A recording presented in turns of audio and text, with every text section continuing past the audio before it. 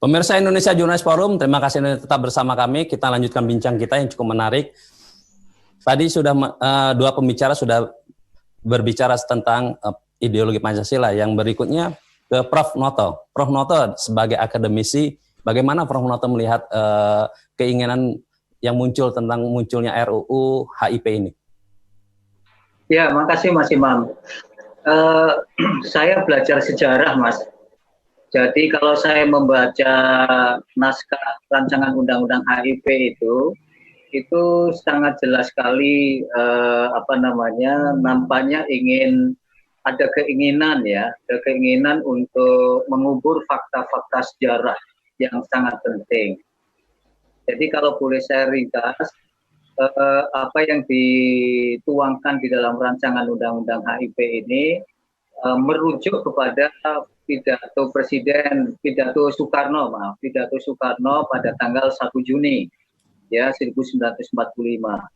Di situ ada beberapa kata kunci, misalnya istilah ketuhanan yang berkebudayaan. Kemudian pemerasan 5 sila menjadi 3 trisila menjadi ekasila, dan ada beberapa hal lain. Nah, ini semangatnya memang semangat, mohon maaf saya ingin menggarisbawahi, semangatnya adalah Soekarnois 1 Juni. Yang dibalik itu ada keinginan untuk menunjukkan bahwa Pancasila itu 1 Juni. Sementara spirit atau gentleman agreement yang telah disepakati pada tanggal 22 Juni 1945, yaitu Piagam Jakarta, dan tanggal 18 Agustus 1945 dengan penetapan dasar negara Pancasila, preambel atau pembukaan Undang-Undang Dasar dan Undang-Undang Dasar 1945 itu diabaikan. Jadi menurut saya ini berbahaya sekali. Itu artinya kalau rancangan undang-undang ini menjadi undang-undang, maka seluruhnya akan mengalami perubahan drastis, perubahan fundamental. Karena filosofinya berubah, tentu saja undang dasarnya berubah. Kalau undang-undang dasarnya berubah, ya tentu saja itu negara itu menjadi berubah. Apa yang kita sepakati. Jadi secara historis itu para pengusung atau inisiator dari rancangan undang-undang ini itu sangat ahistoris, mengelabui sejarah yang menurut saya tidak produktif. Dan kalau boleh agak lebih istilah yang lebih ya itu pengkhianatan sejarah. Karena itu ini juga sekaligus menunjukkan apa yang pernah disampaikan oleh Yubilatif. Saya setuju dengan istilah Yubilatif itu. Ada defisit intelektual. Jadi benar-benar sumber-sumber original, sumber-sumber genuine dari sejarah Indonesia ini betul-betul dikubur di dalam rancangan undang-undang ini. Ini menurut saya sangat berbahaya. Nah, yang kedua tentunya seperti yang disampaikan oleh Sekjen MUI, Pak Anwar Abbas dan Pak Maryudi, ini ada agenda di balik rancangan undang-undang ini. Agenda itu bisa saja seperti yang dikhawatirkan oleh banyak masyarakat, misalnya tentang kemungkinan kebangkitan kekuatan komunis. Nah, saya kira kekhawatiran ini bisa dipahami karena di dalam konsiderannya kan tidak menyebutkan TAP MPRS yang terkait dengan organisasi terlarang komunisme dan sebagainya itu. Nah, ini sangat dimengerti lah kekhawatiran masyarakat banyak terkait dengan kemungkinan ada agenda di balik RUU ini. Nah, yang ketiga, hemat saya ini tidak ada sensitivitas ya, seperti kata Pak Marsudi. Itu tidak ada sensitivitas kawan-kawan yang di DPR itu. Dalam situasi pandemi seperti ini disuguhkan oleh perdebatan RUU ini yang menurut hemat saya tadi itu akan menimbulkan kegaduhan. Nah, politik itu memang gaduh, tetapi arah kegaduhan ini yang sebetulnya juga tidak produktif bagi upaya membangun Indonesia ke depan.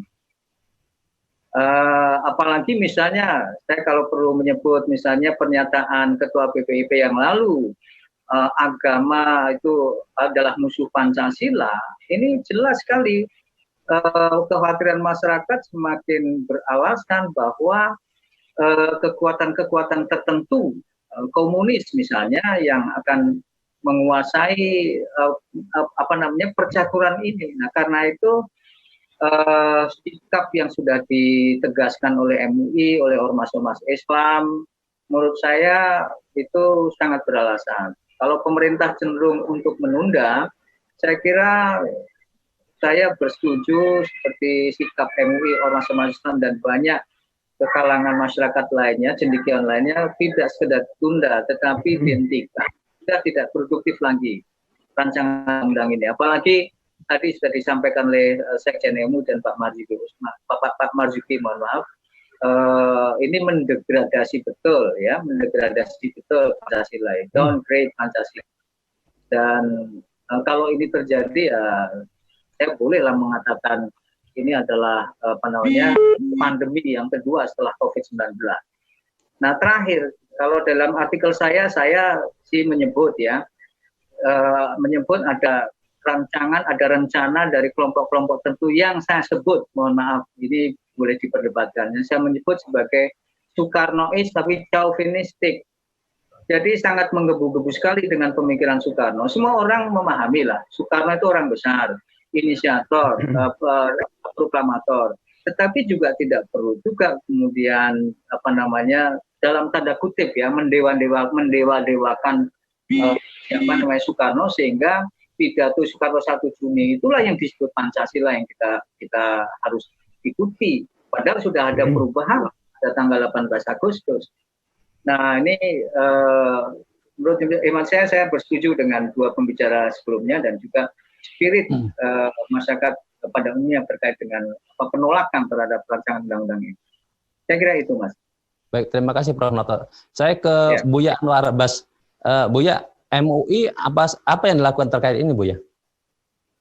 Maksudnya apa itu? Apa langkah yang diambil terkait MUI sudah mengeluarkan maklumat, sudah menyatakan sikap ya. Sikapnya juga sudah disosialisasikan, sudah direspon. Tadi Pak Marzuki Ali juga sudah komentar juga kan. Ya. Nah, ya sekarang tinggal pemerintah mau dengar apa tidak, itu aja. Oh gitu. Kalau enggak mau dengar ya tunggu aja lagi apa babak berikutnya. Terus gitu aja. Dan saya rasa ya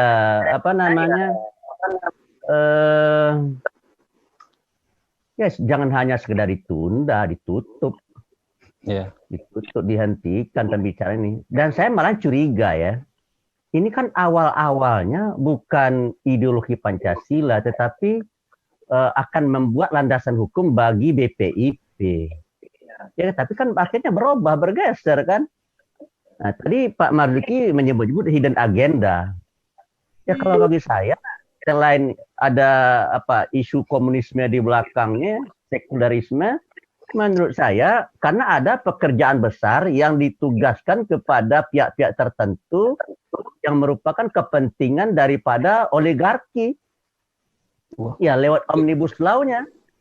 Sehingga kita bicara tentang RUU-HIP, omnibus law jalan terus.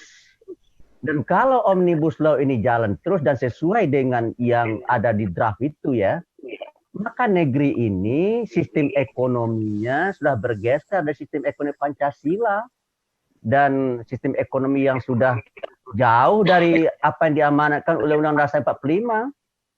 Jadi nanti sistem ekonomi kita ini akan bergerak ke arah sistem ekonomi liberalisme kapitalisme, di mana negara ini akan menghormati dan akan memberikan kebebasan yang seluas-luasnya kepada masyarakat pasar.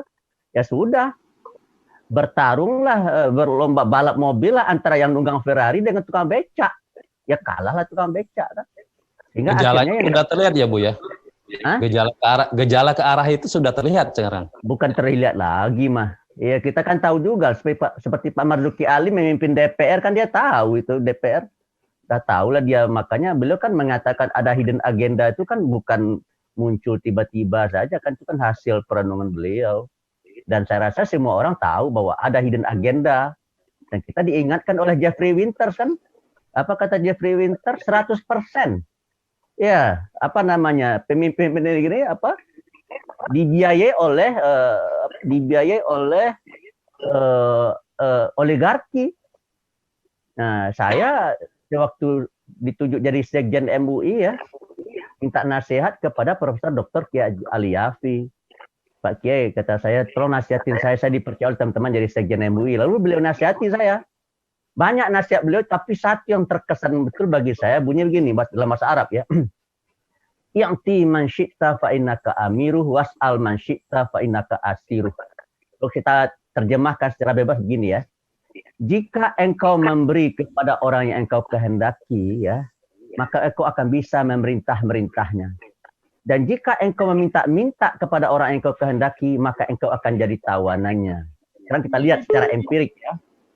Banyak nggak pemimpin di negeri ini yang dibantu oleh oligarki? Banyak nggak pemimpin di negeri ini yang jadi pemimpin karena dibantu oleh para konglomerat? Banyak kan? Kalau itu yang terjadi, maka berarti pemimpin-pemimpin itu akan diperintah-perintah oleh para konglomerat tadi. Nah, dan kalau seandainya dia minta-minta, dia ingin jadi ini, dia ingin jadi itu, minta-minta bantuan untuk kampanye, untuk ini, untuk itu, ya akhirnya dia akan jadi tawanannya. Jadi kesimpulan saya, sesuai dengan apa yang dikatakan oleh Jeffrey Winters, ya kalau begitu pemimpin di negeri ini sudah jadi jongos para konglomerat. Tuh, jadi sudah tidak mandiri. Oleh karena itu bagi saya bermasalah betul ini ya. Pemimpin bangsa tidak mandiri bagi saya bermasalah. Gitu. Dan kedua adalah mereka sudah jadi tawanan. Kalau jadi tawanan itu ya sudah. Ngekornya sama apa? Sama yang menawan dia kan. Nah, oleh karena itu bagi saya ya, kita kan sudah memproklamirkan diri kita tahun 45 17 Agustus. Kan kemerdekaan, kemandirian itu intinya. Jangan ada yang merintah kita ya, gitu. Dan kalau ada yang merintah kita, yang boleh merintah kita adalah Pancasila dan Undang-Undang 45 gitu, serta undang-undang yang sesuai dan senafas dengan Undang-Undang 45 dan Pancasila. Kalau ada undang-undang yang tidak sesuai dengan Undang-Undang 45 dan Pancasila, jangan dipatuhi. Dan sekarang banyak sekali undang-undang yang tidak sesuai lagi dengan Undang-Undang 45 dan Pancasila. Tuh. Dan itu harus kita judicial review. Oleh karena itu di Muhammadiyah kan ada gerakan